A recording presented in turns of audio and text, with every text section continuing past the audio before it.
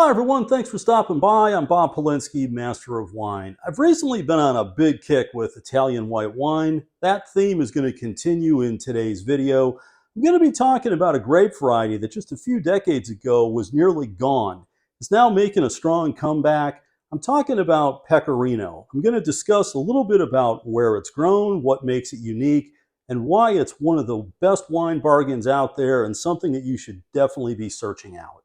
Recently, I spent time in Abruzzo, about a 3-hour drive east of Rome. My plan was to take a deep investigation into Montepulciano, and in the not too distant future, I'm going to do a deep dive video on Montepulciano di Abruzzo.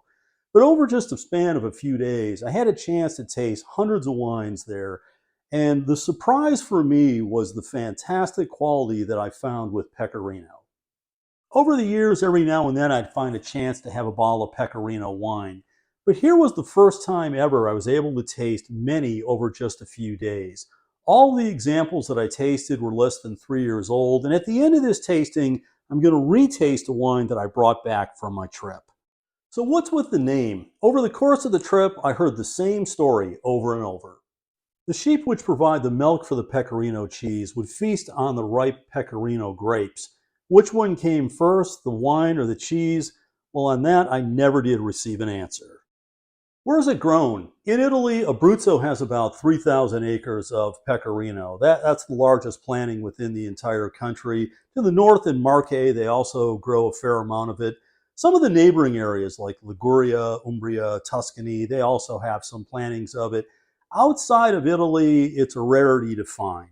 It's an interesting grape variety in that it ripens quick, it attains high sugar levels, and it's quite disease resistant. All factors that you would think would be very attractive to wine grape growers. The problem is the yields tend to be low and they can be quite fickle. So there was a long period of time in Italy, up until the 1980s, going into the 1990s, where the focus for many grape growers was on quantity over quality. Therefore, Pecorino oftentimes was replaced with higher yielding grape varieties. It's a little bit like what happened to Fiano in the southern part of Italy. And I did a video on that recently, and I'll put that link at the end of this video. So if you like, you can watch that. But the story between the two is actually quite similar. So for Pecorino, it's not a new grape variety. It's been around for a very long time. But in terms of becoming kind of a prominent player and really coming into its own, it's only been within about the last 30 years. Just a bit on what makes these wines so unique and what sort of style can you expect with Pecorino. Well, it's actually quite unique in the wine world. As I mentioned, the sugar level is quite high at ripening. Oftentimes, the subsequent wines can be around that 14% alcohol mark. Typically, with white wines at that alcohol level, the acidity is going to be quite low. The wines are going to be kind of flat, a little lifeless and dull. That is not the case at all. In all the examples that I tasted, there was maybe 20 or so over a course of a few days. The acidity level is very high. So the wines have a freshness. They're brisk, they're bright, they're very clean.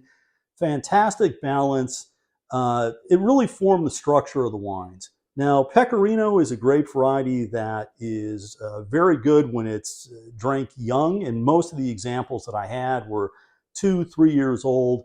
There's also a claim that the wines age extremely well. Now, I didn't have a chance to taste any that were the older versions, but based on the acidity and the structure of the wines, I would think there's probably a lot of truth to that.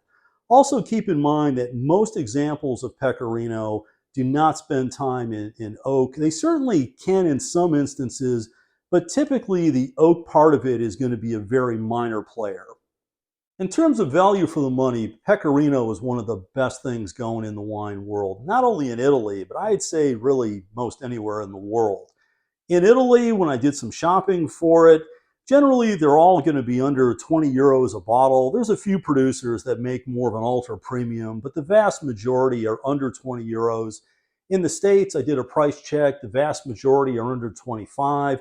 Many of them are going to fall into that mid-teens, even found a handful in the single digit. So why is that? I think there's a few reasons. For one, it's a grape variety that's not well known, and I don't think it's really hit its full stride yet. I am seeing the Somm community playing it up a bit more, so I think it's going to get some exposure there. I've also seen some journalists writing some stories on it. So I think we're at the very early phase of Pecorino getting the full attention and recognition that it deserves. So if you're looking for value in white wine, wines that have a tremendous amount of character, this is absolutely the time to look for some bottles of Pecorino. Now I'm going to get into a tasting of a wine that I brought back with me on my trip from Italy. The wine that I'm opening is a 2022 Contessa Abruzzo Pecorino. Okay, so let's see what's going on in the wine glass. You can see the color in this is a pale straw yellow color, maybe just a touch deeper than that, but the color of this wine is very much like the examples that I tasted in Italy. There's a consistency in terms of appearance. The aroma. I mean, this is one happy tune. Bright aromatics, has stone fruit, apricot, peach. There's also a lemon lime zest character, a bit of a jasmine note, a little herbal. The alcohol level on this wine is ticking close to 14%.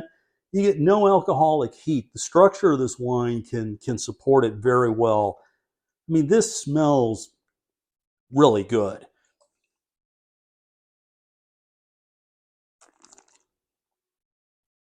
On the palate, carries through. Good weight, good structure to it. The acidity is bright, fresh, carries right through. All of those aromatic characteristics that I described, you can find all of that on the palate. This is one hell of a bottle of wine. Considering the cost, it's a fantastic value. I hope this has caught your attention and you go out there and search out some Pecorino wine.